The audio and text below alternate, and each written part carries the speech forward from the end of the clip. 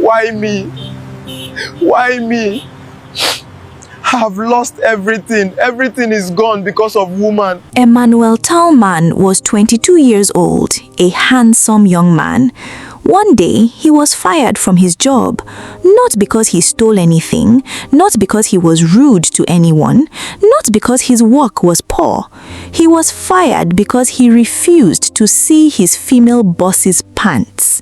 His female boss, Miss Rebecca Magaji, was a 32-year-old woman, the most powerful woman in that company, and when Emmanuel Tallman said no to her, she picked up her pen, signed his termination letter, and threw him out of the company like he was nothing.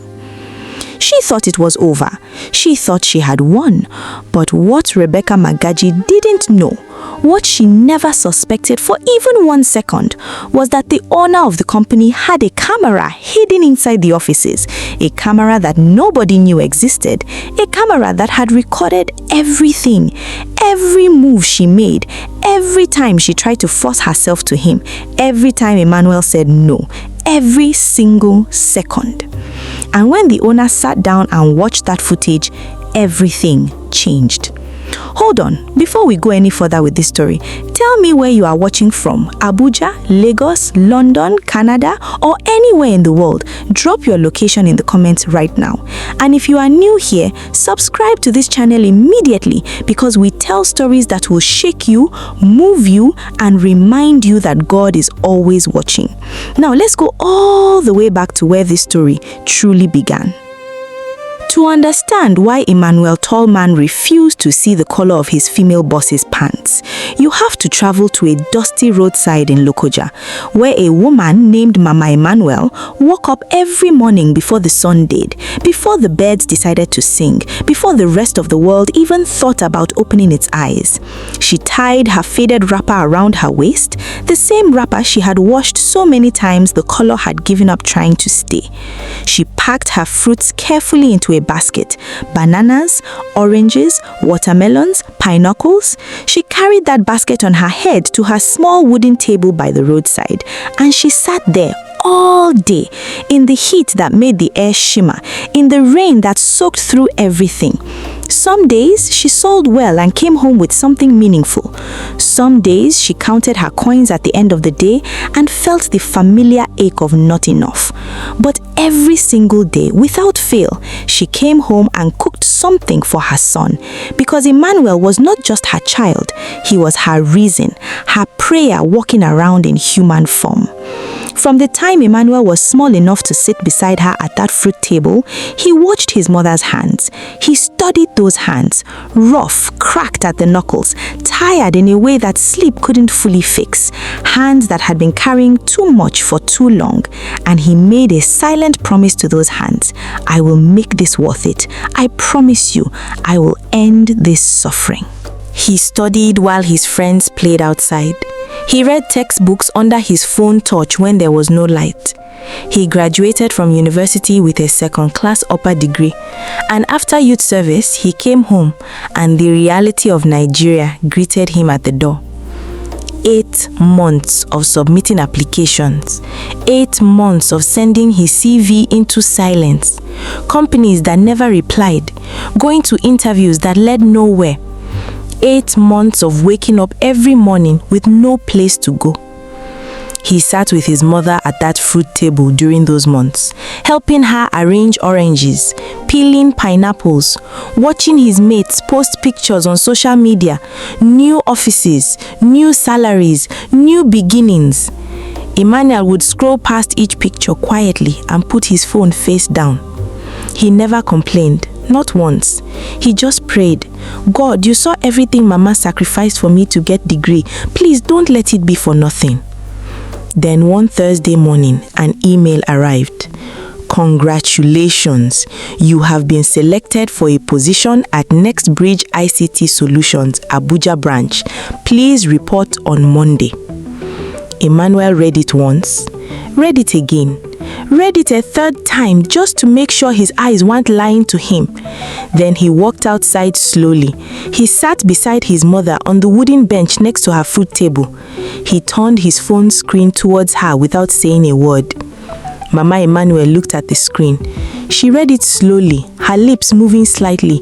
Then she looked at her son. Then she dropped the orange she was holding. She covered her mouth with both hands and she wept. Not the crying of someone in pain, the crying that only comes after years of prayers have been building pressure behind your eyes, waiting for the right moment to finally fall. She pulled her son's face into her rough hands. She held his cheeks like he was still 5 years old. God has heard me, she whispered, tears streaming. After everything, he has heard me. The next hours, Emmanuel borrowed a suit from his cousin, a size slightly too big at the shoulders, but it would do. On Sunday morning, he packed a small bag. He hugged his mother at the bus park for a long time. She pressed some money into his hand for the journey. He tried to give it back. She closed his fingers around it firmly. Go and make me proud, she said. Go and end our suffering. He got on the bus. He arrived in Abuja on Sunday afternoon, and on Monday morning, Emmanuel Tallman walked into Nexbridge ICT Solutions for the very first time. Junior staff, he greeted every single colleague with a genuine smile. He stayed after closing hours to make sure his work was properly done. Nobody knew about the fruit table. Nobody knew about the borrowed suit. Nobody knew about the 8 months of silence. He was just the new guy, humble, grateful, quietly determined, invisible to most people in that building, but not to God. And as it would turn out, Miss Rebecca Magaji has something coming for him. Now let me tell you about Rebecca Magaji. She is 32 years old, Chief Human Resources Officer of Nexbridge ICT Solutions. 12 years with the company. She had not climbed that ladder by being soft.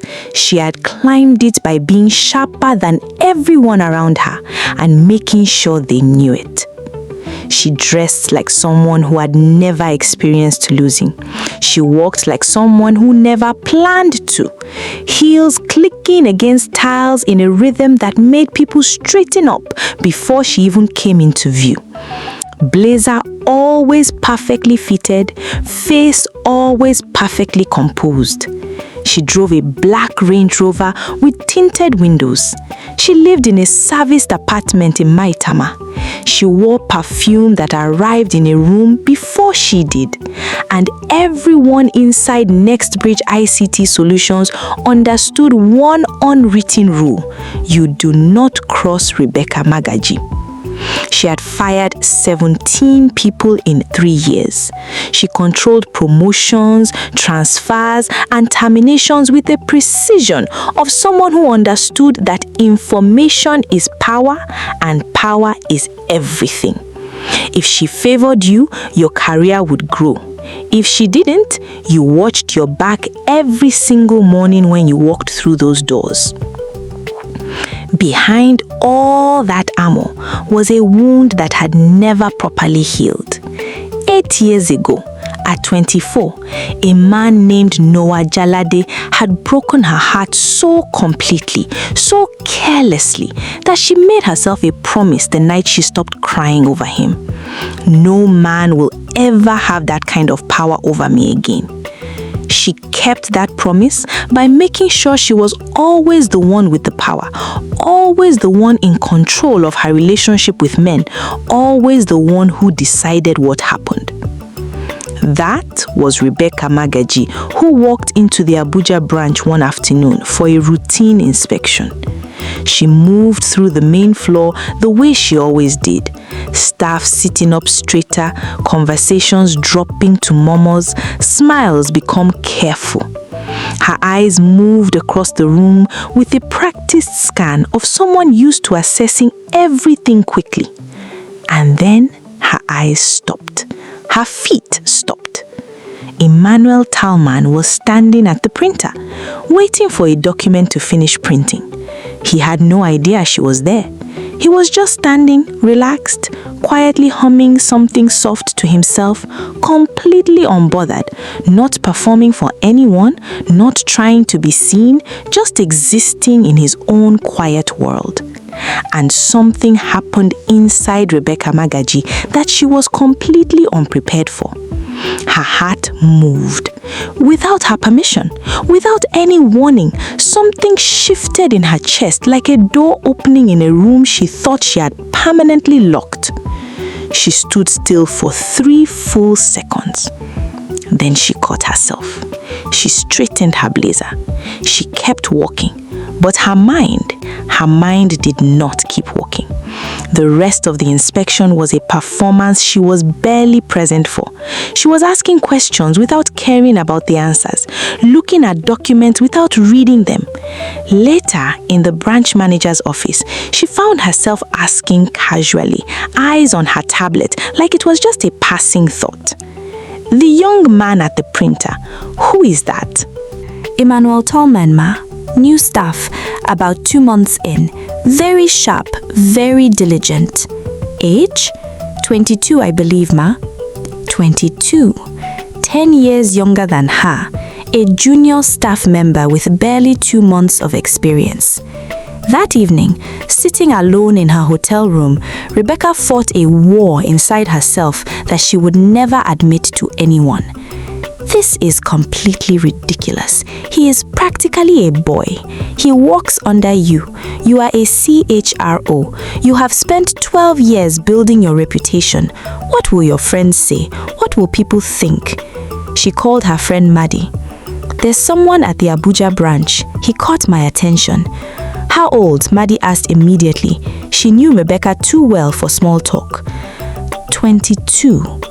A silence so loud it had texture. Rebecca. I know. He works under you? Technically, yes. Rebecca, I need you to hear me clearly right now. She hung up the phone. She sat in the silence of that hotel room for a long time, and then she made a decision.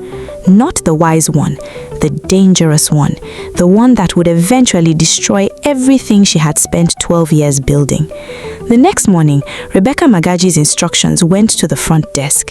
Send Emmanuel Tallman to my office. Emmanuel straightened his tie. He had never been called by the CHRO personally before. He knocked on her office door and she opened it. He entered. Something about the room felt different from a normal office meeting. The jacket was folded over the chair instead of worn. The lighting felt deliberately softer. And when Rebecca spoke, her voice had a warmth that had nothing to do with professional courtesy. Sit down, Emmanuel. Relax. Emmanuel sat. She made easy conversation first. How was he finding the role in the company? Was he comfortable with the job? Did he feel supported? Then slowly, she stood from her chair. She walked to the front of the desk. She leaned against it, deliberately close. Her voice dropped lower. A young man with your potential shouldn't remain at junior level for long. I can help you move up, faster than you imagine. You just need to understand what I'm saying to you. Emmanuel looked at her. He understood exactly what she was saying. He stood up slowly, respectfully. Ma, I appreciate the opportunity, genuinely, but I want to earn my growth here the right way. I hope you understand, Ma. He picked up his notepad. He walked to the door. He opened it. He walked out. Rebecca stood behind her desk in the silence he left behind. Her jaw was tight. Her eyes were sharp. Nobody walked on her. Nobody. She told herself it was just this once. She would try again. And she did. A different day, the boardroom after everyone had gone home. Documents that needed reviewing, she said. He reviewed them thoroughly, thanked her professionally. He stood up, left. She tried again, a company lunch. She positioned herself beside him, perfume close, voice low, conversation tilting somewhere it shouldn't go. He responded to every question professionally, finished his food, excused himself politely. She tried again. A hotel lobby in the evening. An envelope slid quietly across the table between them. He looked at it. He slid it back. Ma, I can't collect what I didn't earn. He stood up. He left. 7 times. 7 different days, 7 different locations, 7 different approaches, and 7 times Emmanuel Tallman said no. Not with aggression, not with threats, not with any drama at all. With something Rebecca Magaji had genuinely never encountered before in any man who was being offered power and comfort in exchange for compromise. Simple, quiet, unshakable dignity. And each time he walked away, something inside Rebecca Magaji cracked. Not her heart, her pride, her control. Because for a woman who had managed everything and everyone around her for 12 years, being refused by a 22-year-old junior staff member with no connections felt like something she had no category for. It felt like humiliation, deep, personal, burning humiliation. And for a woman like Rebecca Magaji, humiliation had only one destination. One Monday morning, Rebecca picked up her phone. Her voice when she spoke was flat, the voice of someone who has finished feeling and moved into deciding. Terminate Emmanuel Tallman's employment for insubordination, effective today. The HR operations head paused carefully. Ma, for documentation purposes, should we? Is there a problem with what I said? She ordered. The letter was printed by noon. Emmanuel was called in. The HR manager placed the paper on the table and could not hold eye contact. Your employment has been terminated, effective immediately. Please hand in your access card and clear your desk and leave. Emmanuel picked up the letter. He read every word. Then he read it again. His hands did not shake, but inside, in the place where he kept things he didn't show the world, something collapsed. He heard his mother's voice. He saw her fruit table. He saw her face the day he showed her that email. He saw her rough hands holding his cheeks. God has heard me. After everything. He set the letter down.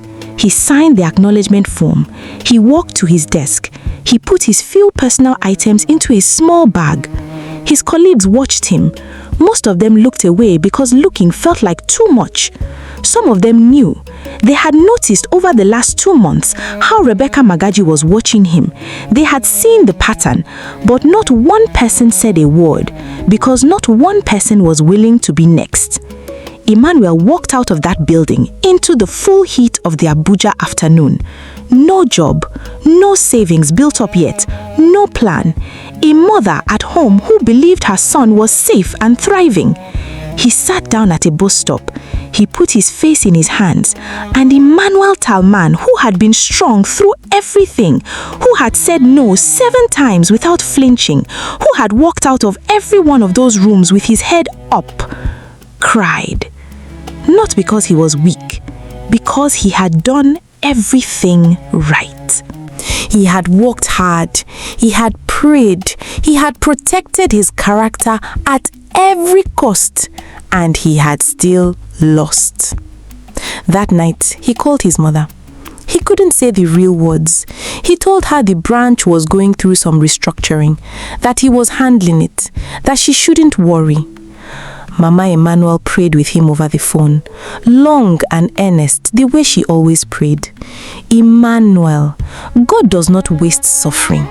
He does not sleep. Just hold on, my son. Hold on. Amen, Mama. He lay in the dark that night, staring at the ceiling, holding on God. Now, this is where the story shifts completely. This is the part Rebecca Magaji never saw coming. The part that proves that when God decides to move, he doesn't ask for permission or announce himself. He just moves. The very same day Emmanuel was fired, the owner of Nexbridge ICT Solutions arrived in Abuja, Gerald Okafor. He had built that company from the ground up over 22 years. He was not a loud man. He was the kind of man who observed more than he spoke and understood more than he revealed. And because he had built everything with his own hands, he also knew exactly how to protect it. Years before, he had been betrayed by people he trusted deeply. A senior director who stole quietly for 18 months. A manager who built a side business entirely on company resources. Each betrayal had cost him not just money, but something harder to rebuild: trust. After the second betrayal, Gerald Okafor had made a quiet decision. He installed a second layer of cameras in the company. Not the regular CCTV that every staff member knew about.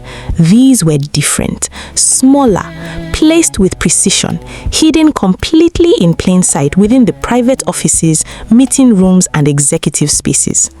Only Gerald had the access code. He did not check the footage regularly. He checked it when something felt wrong, or when, as he would later describe it, something in his spirit told him to sit down and look. That day in Abuja, he went to the private security room. He sat down. He pulled up the footage from the Abuja branch. He pressed play. He watched Rebecca call Emmanuel into her office. He leaned forward slowly. He watched Emmanuel stand up and walk out with quiet dignity. He watched the second meeting. He set down the cup in his hand. The third encounter, the fourth. He watched Emmanuel slide an envelope back across the table. He heard Emmanuel say clearly, "Ma, I can't collect what I didn't earn." By the fifth meeting, Gerald's expression had gone very still. By the seventh, his eyes had the look of a man who has seen something that cannot be unseen and has already decided what must happen. He closed the footage. He sat quietly for one moment, then he called his personal assistant. "Find out if anyone was terminated at this branch today." 20 minutes later, the answer came back. "Yes, sir. Emmanuel Tallman, terminated this morning. Official reason, insubordination." Gerald Okafor stood up from his chair slowly. He straightened his tie. He picked up his phone. Call a full board meeting. Every available senior person in Abuja in 1 hour, no exceptions. He turned to his assistant. "Emmanuel Tallman, find out where he is right now. I don't care what it takes. Bring him to that boardroom." Emmanuel was sitting on the edge of his bed, staring at nothing when the knock came at his door. He opened it to find two men in company uniforms he didn't recognize. "Are you Emmanuel Tallman?" "Yes." "The CEO of Nexbridge ICT Solutions is requesting your presence at the boardroom immediately." Emmanuel looked at them for a moment. "I was terminated this morning," he said quietly. "He is aware of that, sir. He still wants you there." Emmanuel had nothing left to protect. He picked up his jacket. He got into the company vehicle, and he was driven back to the building he had walked out of in tears just hours before. But this time, the elevator went to a floor he had never been on, the top floor. The boardroom door opened. Emmanuel walked in. 30 people, senior directors, department heads, legal advisors, finance leads, all of them already seated, all of them already tense in a way that told Emmanuel something significant had already been set in motion before he arrived. He looked around the table, and then he saw her, Rebecca Magaji, sitting at the far end with her arms crossed and her face arranged into stone. The moment her eyes landed on Emmanuel walking through that door, something happened behind them. Confusion cracked through first, then something very close to fear. Then she locked her face back down. Emmanuel was directed to a seat, 3 chairs from the CEO. Gerald Okafor looked at him. Then he looked across the room. "Thank you all for coming on short notice." His voice carried the calm authority of a man who has never needed to shout to be heard. "This morning, a member of our staff was terminated. The official reason given in his letter was insubordination." A pause. "I have spent the last 2 hours reviewing hidden camera footage from this branch covering the past 14 days. The room changed in an instant. People shifted in their chairs. Eyes moved to Rebecca. Rebecca's fingers pressed flat and hard against the table in front of her. What I saw in that footage was not insubordination. Gerald looked directly at Rebecca now. What I saw was a senior officer, someone we entrusted with the welfare of every member of staff in this company, using that position of authority to repeatedly pursue a junior employee who had done nothing to invite it and everything to discourage it. The silence that followed had weight, real physical weight that sat on everyone's chest. 7 times, Gerald said. He said nothing else for several seconds. Just let those 2 words stand in the room alone. 7 times, this young man was approached in different settings, and 7 times he declined. Without aggression, without threats, without running to anyone or making any noise. He simply said no and walked away with his dignity intact. He turned to Emmanuel. His voice shifted, still firm, but something gentler entered it. Emmanuel, I want to ask you one question, and I want you to answer honestly in front of everyone sitting in this room. Emmanuel met his eyes without looking away. Why did you keep saying no? You knew who she was. You understood what she could do. You had everything to lose. Why did you keep refusing? The room held its breath. Every single person at that table stopped moving. Emmanuel sat straight. He didn't rush his words. Sir, that job was not just a job to me. My mother sells fruits by the roadside. She has sat at that table since I was a child to pay my school fees. When I got this job, she cried. She told me God had finally answered her prayers. This job meant everything to my family. He paused for just a breath. But my mother didn't suffer all those years so I could get ahead the wrong way. I believe in God. I made a commitment with my life to honor Him. I was not going to break that for a promotion or for job security. I decided I would rather lose the job than lose who I am. So I kept saying no. Nobody moved. Someone at the far end of the table looked down at their hands. Someone else exhaled very slowly, like they had been holding their breath since Emmanuel started speaking. Gerald Okafor nodded. One slow, deliberate nod. He opened the folder in front of him. He removed 2 documents. The first was carried down the length of that table by his assistant. It came to rest in front of Rebecca Magaji. She looked at it. For the first time since Emmanuel had known she existed, her hands were not steady. It was a demotion letter. Signed, official, effective immediately. Rebecca Magaji was no longer Chief Human Resources Officer. She was being reassigned to Junior HR Officer. Same building, the same department she had once ruled from the top, different desk, different title, different authority, everything different. She looked up slowly. Sir, I have given 12 years to this company. Yes, Gerald said, his voice still perfectly measured. And because of those 12 years, you knew exactly what your position meant and what responsibility it carried. You used that responsibility to punish a young man for having integrity.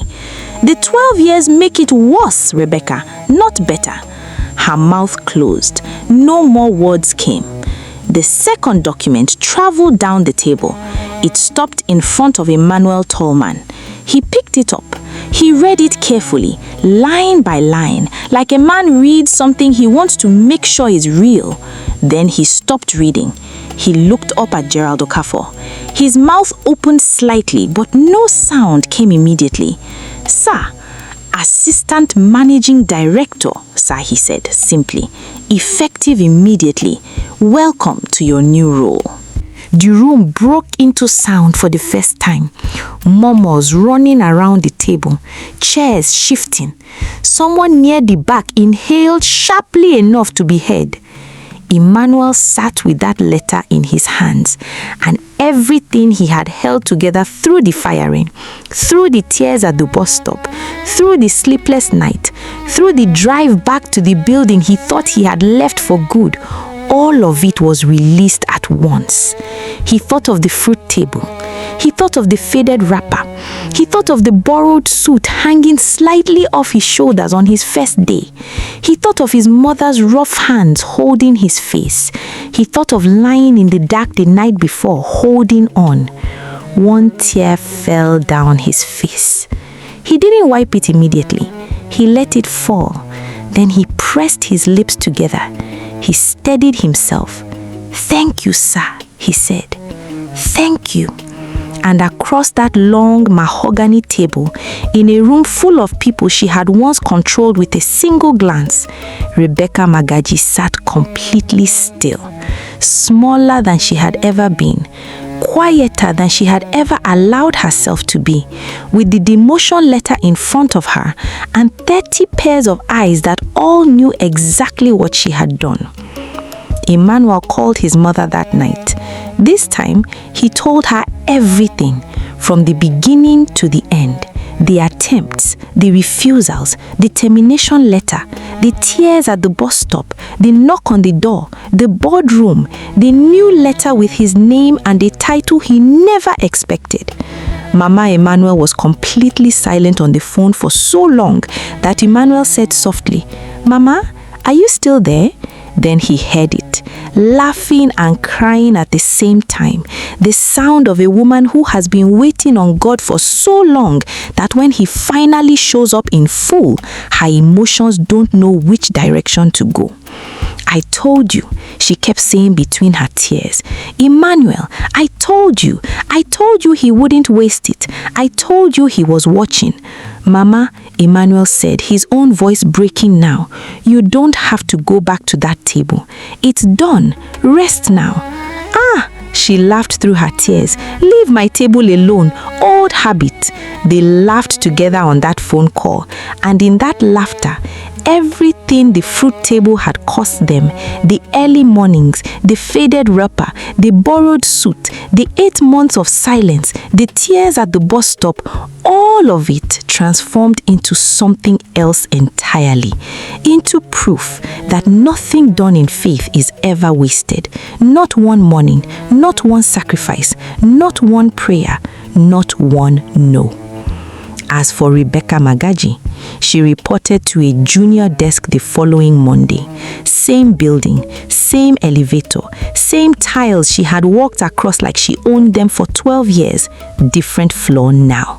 And every time she passed the office on the top floor with the new nameplate on the door, Emmanuel Tallman, Assistant Managing Director, she had to stop and remember.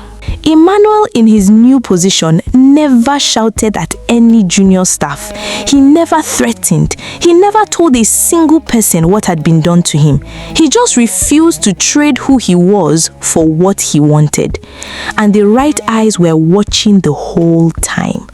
They are always watching. Your character is the only thing in this life that no one can fire you from. A woman with 12 years of power and a corner office forgot that truth. A young man with a fruit-selling mother and a borrowed suit lived it every single day. The camera that Rebecca never knew existed caught everything she did in secret. But Emmanuel's integrity didn't need a camera. It was the same whether anyone was watching or not. That is the kind of person God promotes. Not perfect people, but people who stay true even when it costs them everything. Guard your character, even when it is expensive, even when you are sitting at a bus stop with nothing, wondering if doing right was worth it. It is always worth it. Because sometimes God allows you to be fired from that job so he can walk you into the promotion that was always written with your name on it. If this story moved something in you today, share it right now with someone who needs to be reminded that doing right always wins in the end. Drop your city in the comments below and subscribe to this channel because we are just getting started.